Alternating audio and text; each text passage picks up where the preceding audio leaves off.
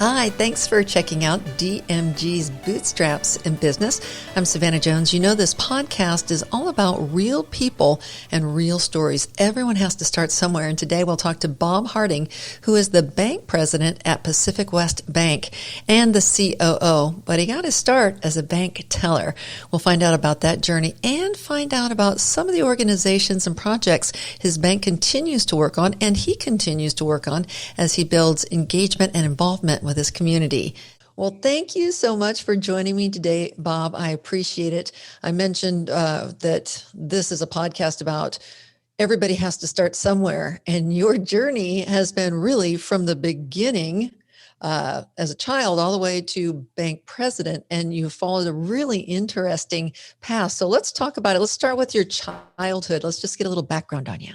Right. Well, thank you, Savannah. So, yes, I was born in Baton Rouge, Louisiana. My mother was a Brazilian immigrant, and my father was an educator at Southern University. So, right from the start, I was sort of born into the educational background.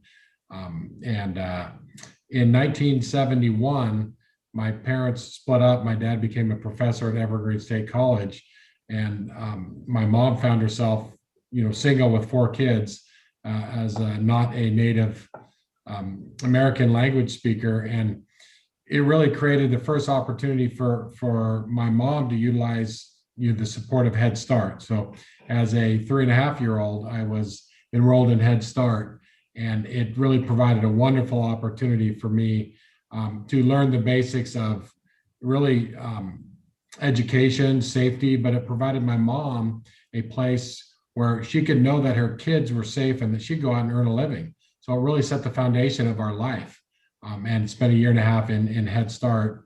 And then that led to my mother getting a job at Oregon State University, which then led to the transition of my life and my family's life in Corvallis, Oregon, where we got a stable base and we moved forward from there. So what a great program, Head Start. And what a great way for your mom and your family to really get involved with the community and know that there are resources out there and to help you as a child, obviously, but your mom provide a living for herself and her family. Right. Yeah, it really set the, we'll talk about really servant leadership. It set the base for me as a person about give and give because people need it. And I know that because I needed it. I'm highly confident that if Head Start wasn't there, that I would not be here today. I know that for a fact. And it created really the base of my infrastructure of my being of giving back. And I think that's a really important part of getting to know me and really how I ended up here today. It really starts on that day in Orchards, Washington, when my mom dropped my siblings off. I'm the youngest of 4. They were all of school age. I wasn't. And the lady at the Head Start registration said, which was part of the grade school, said, we have a Head Start program for kids that aren't in kindergarten. And that one conversation where somebody took the extra step to reach out to my mother changed the trajectory of 5 lives, us 4 kids and my mother. So from Head Start, you had to follow that path of education because, as you mentioned, you come from an education-based background. So what did that look like? High school, college, and then getting started in the financial industry? Well, high school was, I didn't know what I wanted. Corvallis was a great town and great community organizations like Boys and Girls Club really helped you from a sports and a teamwork path. But I didn't find out the path that I really wanted to go until I got to Oregon State and enrolled in international business and economics. My mom, being from Brazil, we kept in touch with our Brazilian family and we would go back there every other year. And I always had a desire to do import-export. So I studied at Oregon State in import-export, international business. And that was my career path. I was going to be in international sales and management. I didn't really know what that meant, but I knew it was going to be with my family in Brazil. that was the plan. And life, as the older you get, life is a plan is a guide map. It's certainly not not the end all. My father told me, he was a philosopher and architect. He said, motion creates opportunity. So, just start doing things and opportunity will follow. So when I graduated from Oregon State, I lined up interviews in import export. And I was going through the interview process, and it became evident to me that there wasn't a lot of jobs that I had really envisioned in this industry. And as I was preparing for my second interview at a local company in Portland, I stopped at Bank of America to open a checking account, because my mindset at the time was, I need a bank big enough to handle my growing needs, and I'm going to be in international business, right? How naive in terms of the vision of being a part of the world. But my second opportunity was presented to me, by no means of my doing. Just like Head Start, I was in the right place at the right time. Well, when I went to the Tigard, Oregon office of Bank of America, the branch manager opened my account, and we had a great conversation. And as I was getting up to leave with my new checks and my debit card, she said, we have a part-time job here, and I'd like to offer you the opportunity to work for Bank of America. It's a 25-hour week part-time teller position, but you'd like it. And she handed me an application, and that was, this was in the early 90s, 1993. And I took the application. I went to a typewriter and I typed it up. I thought about it, and I thought, let's keep an option open. And I thought back to the advice that my mom and dad had given me, especially my dad, on motion creates opportunity. And I took it back and I accepted the position in October of 1993. And it once again changed the trajectory of my life in a positive way. And I started out as a part-time teller at Bank of America a week later. Oh my gosh. And from there, I mentioned that Pacific West Bank, now you're the COO and president. So yes, Right. Everybody has to start somewhere. So I know you made some stops along the way, back to, you start with a plan and then you rework the plan and then you rework the plan, because, you've got to be flexible and nimble, because things don't always go as planned. Exactly. Yeah. So I started in banking, and I realized really quick that banking is a perfect fit. It gives you the opportunity to understand businesses, all aspects of business. The servant leadership in me, you really have to serve to excel in banking. You have to believe in the values of helping others and serving in your community. And Bank of America valued those qualities. So I started moving up the ladder at Bank of America, and became a full-time teller, and then a vault teller, and then a loan officer, and then a branch manager. And it was just a great opportunity for a person that's seeking growth mode to go through training and learn. And through that process of my 7 years, I found my core value. What really motivated me was helping businesses achieve their goals, their financial goals, and volunteering and helping out in the community. So I liked business, I liked service, and I liked community volunteering. And that led me to seeking continual education. I went to commercial lending school, and at the 2 weeks, you find out a lot about the other banks that are there and attending, strengths and weaknesses. I came across these people from a bank in Eugene, Oregon, called Pacific Continental Bank, that hit those values right on. It's a business-focused bank. They believe in servant leadership, and they believe in giving back in the communities. Oh, and by the way, they need someone to help in Portland, which where I had established my career and where I was going to stay. So another just chance meeting that changed the next 18 years of my life. So when you got up to Portland and kind of looked at the landscape in Portland, did you feel like this was going to be a place that you were going to stay, Yeah. that you were going to grow uh, with that particular bank, or were you looking at the future, like the possibility of being a bank president? I mean, was this ringing a bell at this time? Well, the next step, what was great about, both of the banks that I have worked for before landing here was it gave you the opportunity and it created the opportunity in your head. I always knew that at Bank of America that they had offices in other states. They even had a location in Brazil, in Sao Paulo, Brazil. And so you have this, you really have this open minded career path of there's lots of opportunities. So you're never challenged. I never felt boxed in. I always knew that if I excelled in this position, I could get promoted to another position that fit my new growing skill set.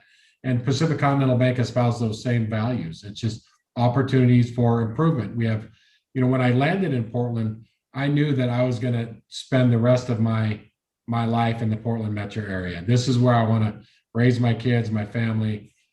As being an Oregonian at that point for 30 years, that I'm here to stay. Portland had brought everything to my life that, and still does, that I need to enrich my soul.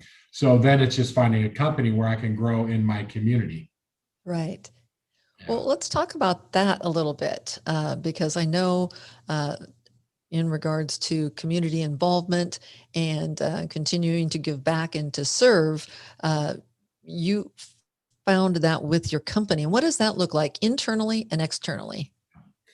Well, we believe, at Pacific West Bank, where I'm at now, and this was true of my previous banks, that we believe that we want to hire people that they have high level of integrity and ethics, but are also compassionate about the community. So community service and volunteerism, it really looks at, does your organizational structure support it? It's not the mission statement on the wall that matters. It's what's said and done inside the lunchroom or in the halls or now working from home. It's your policies that really drive the volunteerism or the community support. So we believe in that. We support 40 hours of paid time every year to go out and help in the community. And that's a way of saying, not only do we believe in it, but we want to support it. And then as leaders, we go out and find projects to help out in. And that's just what really recharges my battery. I can only speak for what motivates me, and helping others, using tools and doing landscape projects for people that need that assistance really motivates me. And so we do a lot of volunteerism. Each year we volunteer for a local family whose 10-year-old daughter has leukemia. We volunteer, me and our executives, 5 of us, we go and we spend one full day. We bring our trucks and our tools and redo their whole yard, from edging to trimming the trees, to taking out trees, to grinding stumps. And we do it every year because the parents are so burdened with keeping their life going, and especially with this pandemic, that it's an honor to help out. And we do it because we want to, not because we're told to. And I think that's what's important in any company, is that make sure you have the program set up, that it's coming from the heart of the leadership team of that company, that they really value it and they allow it and they support it and they also do it. And then internally, in regards to your own leadership style, let's take a little step back to find out how you got to where you are and kind of what that transition involved. Yeah. So I, at my previous bank, I understood that I have a good opportunity ahead of me, that I've created a good base, but I also need to continue my education. That if you're not continually looking for opportunities to grow yourself from reading outside of banking and learning, that you really you're stepping back instead of stepping forward. So I enrolled to get my master's of business at George Fox University. And one thing about George Fox is they're well versed in servant leadership. And it's a term that I learned and I watched from my previous mentor, Hal Brown, the CEO at Pacific Continental Bank. But it allowed me to really refine my personal philosophy of servant leadership. And that it's really a simple philosophy, is just, you help others. And in that, how that translates into the work environment is a typical corporation has a hierarchy of the CEOs on top and the lowest paid people, who coincidentally are the ones that help the clients, are at the bottom. That philosophy it's really outdated, antiquated, and a servant leader will turn that pyramid upside down and say the most important people of any company are the ones that help the clients. And client service specialists at our bank are the ones that do the cash transactions and take care of the clients. So they would be at the top of the pyramid, and the CEO would be at the bottom, supporting the needs of the company and everyone in there. And so that philosophy really dictates how you do everything from distributing workload to teaching, educating internally, and then how are you volunteering in the community? Are you really following your beliefs of a truly supportive leadership model? And so I was able to refine that with a lot of great mentors out there. Always thank my mentors for helping me. And the opportunity came to be president and chief operating officer at Pacific West Bank, which is back to a business locally headquartered that wants to help in the community, a community bank, a small community bank. It's all about giving back. And so our values were perfectly aligned, and it's been a great run here, and I'm really pleased.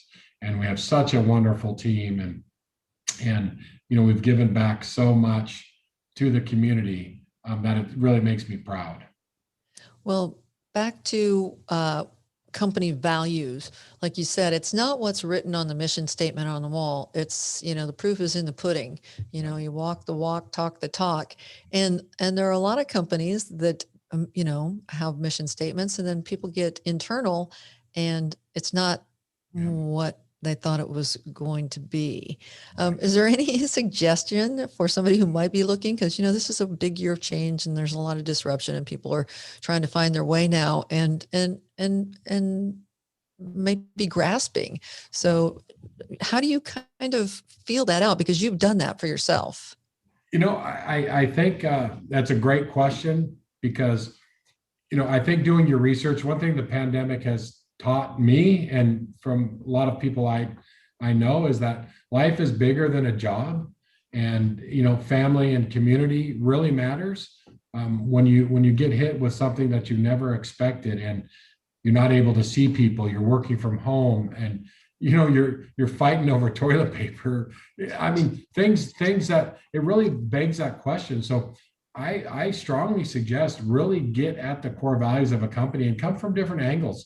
Talk to the people at, if it's a bank, the client service specialist tellers there, ask them, walk in, find out their philosophy, find out what their programs are, and then find out the unwritten norms. And I say the unwritten norms because if you have a volunteer program that says, we want you to get out in the community, we want you to volunteer, we believe in that, and here's our mission statement.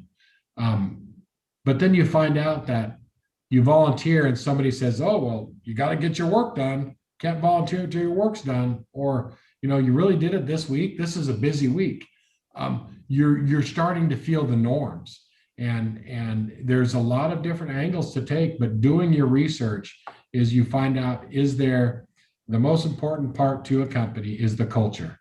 What is the culture of the company? And it's not about the money. It's not about the job. It's about the culture. And find the right company and surround yourself with the right people. And then you'll find the right job. And that's a very, I would say not everyone would agree with what I just said, but if you want long-term happiness, and you believe and you do have those values, it's about who you choose to surround yourself with. So spend the time and get to know the culture and the unsaid norms of an organization and the people, and worry a little bit less about, is it the ideal job? Right. So, like you said, motion creates opportunity. So, do your due diligence. Yep. But this has been an odd and challenging time because people have not been able to connect Right. one-on-one. How are you guys addressing that? That has been the biggest challenge of my career. When the pandemic started, we decided that first and foremost importance is the health of our employees right off the bat. So right off the bat, we came up with a pandemic safety pool, 14 days of time to be used. We came up with a work from home immediately. We came up with a you must opt in to come back, which is a lot different. We didn't set the norm of, oh, be here, but if you have to work from home, we set it up as work from home. And then if you want to opt in, we need to talk about the risk of COVID to you, our clients, and your family, and ultimately all those around you. So that created this work from home model, and then as we led into, we use Teams, Microsoft Teams. It took us about 2 weeks to really get the videos working, and figuring out Zoom, and it hurt. There was a gap on relationships. Relationships were strained. There was communication gap. Email does not work. We were highly inefficient because the conversation that happens in the lunchroom or walking by an office to settle 5 or 6 little issues, it's not available even when we mastered video conferencing. So it created some strain, and then you throw on top of that the government's PPP program that banks were afforded the opportunity to serve the community, and it created a little bit of panic where, how are we going to do this? Well, about that same time, we're a small bank and we're very nimble. The first day that the regulations came out, we created a program for PPP. We got our Teams call on. We got 15 people on the Teams call, and we designed our strategy immediately. And then we delivered PPP to 314 businesses in round one at $60 million. So we were the number one PPP in the state of Oregon based on our size. So that really helped foster and strengthen those gaps that were beginning to build. And then at that time, we learned how to use Teams and video conferencing to our benefit. And I can give you how it ended was round two. As you go from starting to sort of scrambling to use a video technology, and using one person on video, and a lot of people were on phone without pictures. Round two ended with 15 of us all on the same video for 15 hours, where we would work on our computers at our home station with Teams on, and we'd do emails and do our work. And then we would click on the video and we would ask a question like, have you received this PPP application? What's an update? And one of the 15 people would respond. So by the end of the round two of the PPP, not the pandemic, because we're far from the end, we use this as a tool for a higher level of communication and a higher level of performance that we never imagined possible March of last year. And it really is, are you nimble, and how do you react to your circumstances? But to get back to the question, the gaps in communication, it's scary. There was a lot of, I would say, confidence shaken on people that were wondering, I wasn't included in that call, or I'm reading into your email, and they were missing that personal touch. And as far as we've come, video creates a lot of that, but in our business, we can't get away from it. People are wanting to come back. They're signing the opt-in back for work form.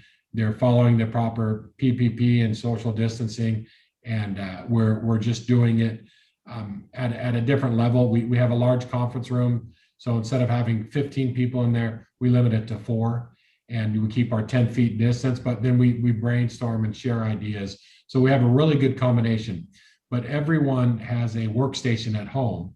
So the default is work from home, and we have safe procedures in the office if you choose to come in. So you feel like you rounded that corner by the time the second round came, because it is challenging. I mean, and you and I are doing this, at another time prior to March and perhaps 2022, we would have been doing this in person. We wouldn't have been doing this way. And banking is a high touch industry. It's been really hard for me personally. That I said earlier, I'm an extrovert where I charge my battery through helping others. For me, an idea of fun on the weekend is I volunteer to clean the street. I have my name on the street where I live. I actually love that, and it charges me, and helping others and being at events charges me. So I had to adapt. I'm doing a lot of computer work, a lot of reports and things that that it doesn't charge me better. But I will tell you this: I am far better than I was as a leader and as a person before the pandemic started. I've had to go into uncharted, scary areas. Not using my strengths, and coming out the better for it. Not that I want the pandemic or it, but I think they'll make lemonade out of lemons. I think that's you have to have those views. If you don't, life's going to give you too many curveballs. Life's too short to look at the negative. Well, a sense of accomplishment, because thrown into uncharted territory and actually coming out on this end of it with a clearer vision of day to day, and who knows what's going to be happening next week or next month. But right. In regards to day to day, you can do this. Yeah. Well, it's back to the team. It's about, we talked about surrounding yourself with the right people, that the team process on decision making, on how to like, for instance, to use DocuSign on the PPP. We were able to do DocuSign and do it for high convenience for the clients. Teams, we immediately upgraded to Teams. So the teamwork of everyone in the company created a better platform, not one person. And in no way can I take any credit for it. It's listening and surrounding yourself with people that really believe in making something better and not retreating. But we're here to serve our clients and our community. We have to find a way to do it. Failure is not an option on that. Our clients need us, and every single employee went above and beyond to create what I consider right now just an absolute fantastic community-based bank for Portland. Well, let's talk about your community involvement, because I know you guys are involved in some programs, and I don't know where that stands right now, but you can let us know. Yeah, well, yeah. So it's all on hold right now, because some of the programs that we'll talk about too, that I'm really passionate about, and our team is really passionate about, is Teach Children to Save and Get Smart About Credit. It's 2 programs that I've been doing for about 15 years.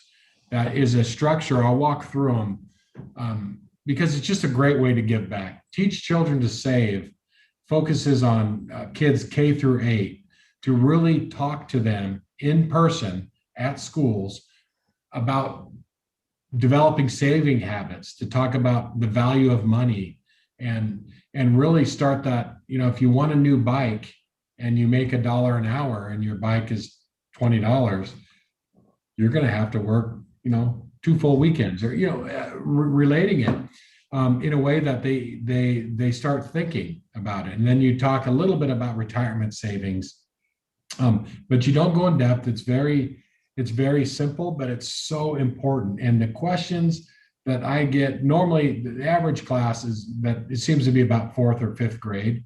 that really grasps this and appreciates it. Great questions. Great. They're just a sieve to grow this information. And it's great for our team to go there and answer these questions and, really explain the value of a dime and the cost, and then the basics of lending, how lending works, but not just at a simple level. Love that program. Another program through the American Bankers Association is Get Smart About Credit. Now, this is a uniquely credit-focused class focusing on kids and young adults ages 15 to 25 that talks to them about the importance of credit, which, on a side note, is one of the biggest failures in our education system, that we don't teach this in college. Credit scores, and the value of understanding a credit score translates into a huge benefit for you and your family over the lifetime, and lower borrowing costs, easier access to credit, even jobs. So Get Smart About Credit walks through, how is your credit score calculated? What levers adjust your credit score? How do you challenge your credit? What are the 3 credit bureaus? And you get into the conversations that everyone has when they're 18. You move into that first house and you get the red utility bill. That means you're past due. You don't pay that, it's going to be on your credit, and that's going to stop you from getting that car. Or instead of 5% on the car loan, you're going to pay 10%. Oh, and by the way, if your roommate owes 1/3 of that utility bill, but it's in your name, it doesn't matter. So it's great. It's really engaging conversations in that age group. They hit you hard with questions. I'll go to the community colleges and talk, and they come with real questions and outline it on, what is this? How does this relate to my credit score and my future? And so those are 2 programs where each year we do them once a year, each topic in the community, and it's fascinating. That's something that I think is a great way for bankers and all adults to give back, because it's the basics. Well, I'll go ahead and post those on the show notes here. But before we leave, I just want to ask you, is there any quality that you have personally that you think got you from bank teller to bank president? What do you feel overall was your motivating factor? Because that's a long journey. Well, that's a loaded question because I've been afforded opportunities and mentors, and as I commented about the office manager at Bank of America that gave me an opportunity, and then Head Start. I would say that if you follow your passion and you follow your beliefs and you stick to it, and you don't worry about money, and you don't worry about keeping up with the Joneses, and you're not looking for that fancy car to impress people, but you're following your core values, and then you choose a company that believes in that, and you surround yourself with good mentors, success is the only option. And then you put on top of it that it's not if you fail, which I've had plenty of failures, but it's how you react to it. And are you taking it as a learning opportunity? Are you looking internally? Are you owning it? Are you looking at your weaknesses? And are you either surrounding yourself with people that offset your weaknesses, or are you educating yourself and growing those, shortening those gaps so your weaknesses are less evident or less of a hindrance? And I think that's what my answer would be, is just keep growing, surround yourself with people that espouse your values, and when things don't go your way, use it as an opportunity to learn, because there's always another opportunity, and it's not a sprint, it's a marathon. And follow your dreams, and success comes. But if you want success and you start bouncing around and looking for the dollar, and it's that doesn't play into my strengths or my beliefs, so I avoided that. Well, thank you for your time today. I appreciate it. Well, thank you very much. I really appreciate the opportunity. Thank you for posting those links. Oh, absolutely. And hopefully you'll be able to get to those before 2022, but I guess it's a wait and see situation. Yeah. The kids right now need a little bit more support, and the credit and the savings that will come, and we stand by ready when they're ready. Well, thank you, Bob, and have a great day. Thanks. And hopefully we talk again soon. Thanks, Savannah. You too. Bye-bye. To find out more about Bob or Pacific West Bank, just check out the show notes. Also, I'll put contact information in regards to the programs the bank is involved in. And as always, if you'd like more information about these podcasts or DMG, you can check those show notes. And again, if there's anyone that you'd like us to interview, talk to, or a topic you'd like us to cover, just let us know. And thanks for checking out DMG's Bootstraps and Business.